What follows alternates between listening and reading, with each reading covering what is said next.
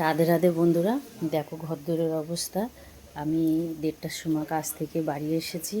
এসে চান মান করে কেচে টেচে তারপরে কাটতে বসেছি। দেখো রান্নাঘরের ওই দেখো কত জামা কাপড় কেচেছি। ওই দেখো ওখানে সব মেলা আছে, ওগুলো কেচেছি। আর এইখানে আলু কাটা রয়েছে সানের মধ্যেই। আর আজকে রান্না কী হচ্ছে বলো তো? এই যে বেগুন ভেজে রেখেছি। আর রান্না হচ্ছে যে বাঁধাকপি ঘন্ট, সোয়াবিন হয়েছে। আর এই পালং শাক কেটে এনে দিল, এই পালং শাকের ঘন্ট হবে। আর এদিকে হচ্ছে সোয়াবিনের তরকারি। এই রান্না হবে আজকে। এদিকে খুব দেরি হয়ে গেছে কাজ থেকে আসতে।